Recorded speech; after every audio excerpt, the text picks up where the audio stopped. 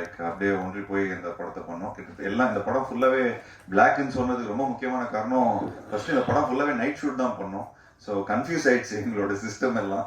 So ஒரு ஒரு இந்த ஸ்பேன் ஆஃப் 2 months நாங்கள் இந்த படத்தை ஷூட் பண்ணோம். அண்ட் உண்மையிலே ஒரு பியூட்டிஃபுல்லான ஒரு எக்ஸ்பீரியன்ஸாக இருந்தது. எனக்கு ஒரு புதுமையான ஒரு எக்ஸ்பீரியன்ஸாக இருந்தது. அண்ட் இந்த என்னோட நிறைய ஒரு 21 இயர்ஸ்ன்னு சொல்லி பயங்கரமாக என்னை வந்து கொஞ்சம் வயசான ஆள் மாதிரி காட்டுறாங்க.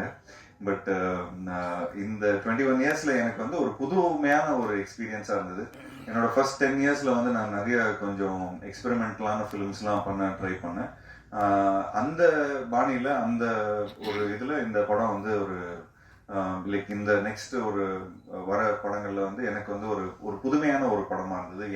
சாதாரணமாக என்னோட big fan of thriller films. ஏன்னா எல்லாம் போய் பிடிச்சி கடைசியில் இவன் தான்ப்பா பண்ணா அப்படிங்கிற மாதிரி சொன்னோன்னா திரும்ப பார்க்கவே தோணாது. அது செகண்ட் ஒரு ஒரு ரிப்பீட் ஆடியன்ஸ்க்கான ஒரு